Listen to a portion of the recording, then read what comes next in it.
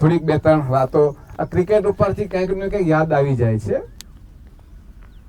એટલે કંઈક નું કંઈક ખબર નહીં અગાઉ શું કીધું હશે, હવે કહેવાયું જ નહીં કહેવાયું, પણ કાલ બેઠા બેઠા એક બે જ મુદ્દા યાદ આવ્યા, એ તમને કહી દઉં. એક સૌથી પહેલી વાત કે આપણે જે પણ કરીએ છીએ પ્રવૃત્તિ, એક્ટિવિટી, એ પ્રવૃત્તિની પાછળ એક અનુસંધાન એ આપણે સદાય રાખવાનું. કયું કે આપણા સૌના માર્ગદ્રષ્ટા અને આપણી આ પ્રવૃત્તિના પ્રણેતા અને આપણા સૌનું સદૈવ સર્વદા હિત ઈચ્છતા એવા આપણા પૂજ્ય ગુરુજીની પ્રેરણા એ આપણી આની પાછળ રહેલી છે. એમને ભલે ક્રિકેટમાં કે એમાં તેમાં અમારે ગુરુ ચેલાને સરખું, એમને બી બહુ શોખ રમતમાં, પણ ક્રિકેટમાં એટલો બધો શોખ એમને પણ નહીં. મારે પણ એવું રમવાનો શોખ નહીં, પણ રમાડવાનો શોખ ખરો. ભલે રમો, તમારે પ્રેમથી રમો. હવે જો વાત છે રમત ગમતની, ત્યારે દરેકની પાછળ મત શબ્દ આવે એવા થોડાક શબ્દો યાદ આવ્યા તો લખી લીધા. બરાબર? એક રમત, બીજું ગમત, ત્રીજું સહમત, ચોથું મમત, પાંચમું ઉન્મત અને છઠ્ઠું જેમત. આટલા શબ્દો યાદ આવ્યા. હશે, ઘણા હશે શબ્દો, તો આવા તમે ગોતવા જાઓ તો આખું ઘણું બધું થાય. સેજે સેજે તો યાદ રાખો યુવાનો કે જીવનમાં એક સારી રમતનો શોખ જોઈએ. જીવનમાં સારી રમતનો શોખ જોઈએ. પછી ગમત, થોડું પરિવારમાં એકબીજા સાથે ગમત કરતા પણ શીખવું જોઈએ. ત્રીજું સહમત, એકબીજામાં પરિવારમાં કે ગુરુ ભાઈઓમાં બધાની સાથે વિચારોની સહમત કહેતા સદભાવ અને એક સૂત્રતા એટલે સહમત. પછી મમત, પરસ્પર એકબીજા સાથે મમત્વ હોય કે આ અમારા છે, એ મમત. પછી ઉન્મત કહેતા અહંકાર એ આપણા જીવનમાં હોવો જોઈએ નહીં.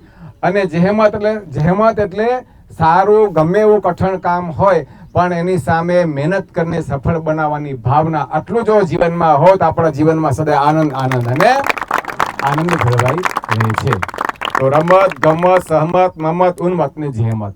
જેમત કરો, કઠણમાં કઠણ કામ હશે તો પણ તમે પાર પાડી શકશો. આટલું જોઈએ. હવે વાત છે ક્રિકેટને લગતી. તો અત્યાર સુધી નહીં યાદ આવ્યું એવું આ વખતે યાદ આવ્યું કે ક્રિકેટમાં પેલા શું સ્ટમ્પ કહેવાય ને, ત્રણ દાંડા, એને સ્ટમ્પ કહે છે. તો સ્ટમ્પમાં 3 ની જ સંખ્યા કેમ? 4 રાખ્યા તો કે વાંધો હતો, 5 રાખવામાં એમને તો કોઈ 2 દાંડા વધારાના ખોડવાની વાત છે, તો 5 નહીં, 4 નહીં, 2 નહીં. એક તો સમજ્યા કે એક હોય તો થોડું કાઠું પડે એમ કરવામાં, પણ વધારે જાજા હોય તો ક્યાં વાંધો છે. પણ 3 જ કેમ? એ 3 ની સંખ્યા મને ખબર નથી કે આ રમતના જે કઈ હોય એને 3 સ્ટમ્પ 3 જ કેમ? તો એની ઉપરથી વિચાર આવ્યો કે 3 સ્તંભ એટલા માટે છે કે જીવનમાં નિયમ, નિશ્ચય 3 વાના મજબૂત હોય ભગવાનનો પાકો ભક્ત કહેવાય. એટલે એ 3 વસ્તુ છે, નિયમ, નિશ્ચય અને પક્ષ. તો એને કોઈ પાડી દે નહીં, એના માટે ધોકો લઈને આગળ ઉભા રહેવાનું. સમજ્યા ભાઈ? એને સાચા ક્રિકેટવીર કહેવાય. નિયમ, નિશ્ચય, પક્ષની બાબતના કોઈ કરતા કોઈ એ અમને ડઘાવી જાય એની ધોકો લઈને સામે ઉભા છે તાકાત છે કોઈ આવે? અમારા ઈષ્ટદેવના નિયમો, ભગવાને આપેલા જે કહેવાય કે પ્રભુનો નિશ્ચય અને ભગવાનના સંતને, ગુરુને, અમારા સાધુનો પક્ષ. 3 વાના એના માટે 3 સ્તંભ હોય છે. બીજું કે 3 એટલે કે ત્રિલોકી. ત્રિલોકીમાં શું શું આવે? સુરપુર, નરપુર, નાગપુર. એટલે કે સ્વર્ગલોક, મૃત્યુલોક અને પાતાળલોક. તો લોક ત્રિલોકી 3 લોક છે.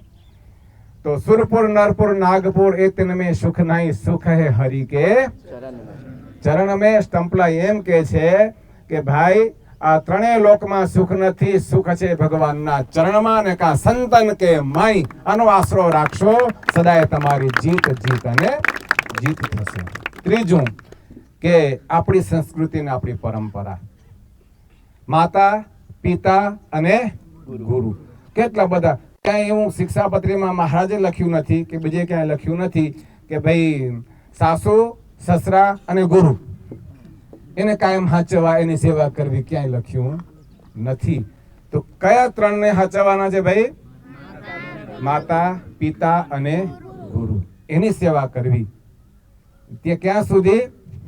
જીવન પર્યંત. એ આ સ્ટંપલા ત્રણ જ સ્ટંપલામાં જેણે આ ગેમ ગોતી હશે ને એને કાંઈક તો વિચાર્યું હશે ભાઈ આટલા જગતમાં આટલા બધા છે પણ આપણે હાચવવાના કેટલા? ત્રણ. તો માતા પિતાનું ક્યાંય થતું હોય અનાદર અપમાન, ધોકો લઈને ઉભા રહેવાનું, એને હાચવવાના ભાઈ, એ આપણું પડવું જોઈએ નહીં. અને ગુરુનું અપમાન કે અનાદર થતો હોય તો ત્યાં આપણે ધોકો લઈને ઉભા રહેવાનું કે ત્યાં કોઈ આપણને આપણા એમના પ્રત્યેનું આપણું જે કહેવાય કે ફરજ, કર્તવ્ય, સેવા કરવી, એટલે સાચવવા, સેવા કરવી. એ ત્રણ તમારા આમાંથી સ્ટંપમાંથી પ્રેરણા મળી. હવે ટીમ, એટલે એક ટીમમાં 11 ખેલાડી હોય છે, એવું હોય છે ને? તો 11 જ ખેલાડી કેમ? જો આ રમત ગોતવા વાળાએ 11 ખેલાડી કેમ? 12 નહીં, 14 નહીં, 15 નહીં, 7 નહીં, 8 નહીં, 11 જ ખેલાડી કેમ? તો શાસ્ત્રો કે છે ભાઈ જીવનમાં ખેલાડી 11 જ છે. તમને જીતાડનાર કે તમને હરાવનાર 11 ખેલાડી છે, ને ઓળખી રાખજો. 11 કોણ? 10 ઇન્દ્રિયો, 11મું મન. 11 ખેલાડી છે ભાઈ, આપણને રમાડનારા 11 ખેલાડી છે. જો 11 ખેલાડી સારા હોય તો રમત જીતી જવાય.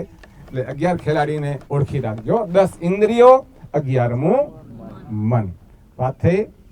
હવે પીચ. તો ક્રિકેટ જ્યાં તમે રમતા હો એને પીચ કહેવાય, બરોબર? તો જો ક્રિકેટ રમવાની પીચ સારી હોય તો રમવા વાળાને મજા આવે. પીચ સારી ન હોય તો મજા આવે? હા કે ના? પીચ સારી ન હોય તો રમવાની મજા આવે નહીં. પીચ, ક્રિકેટની પીચ છે એ સમજી લેવાનું કે આપણા માટે ભજન ભક્તિ કરવાનું સ્થળ છે. જો એ ભજન ભક્તિ કરવાનું સ્થળ કરતા મંદિર સારું હોય તો ભજન કરવાની મજા આવે, ત્યાં ભક્તિ કરવાની મજા આવે, ત્યાં સત્સંગ કરવાની મજા આવે. એટલે જિંદગીમાં હારી પીચ ગોતી રાખવી, બરાબર? અને ત્યાં આપણે રમત રમીએ ને તો રમતનો આનંદ આવે, બરોબર? આટલી વાતો આજના આ સમર ક્રિકેટ ટુર્નામેન્ટના આયોજનમાં આવતા યાદ આવી, એ તમને કીધી છે. તો જીવનમાં થોડી એકાદ રમત પણ રાખવી કે કંઈક મૂંઝવણ થાય, કંઈ થાય તો આપણે રમીને હળવા થઈ જવાય. સ્વામિનારાયણ ભગવાનની જય. સ્વામિનારાયણ ભગવાનની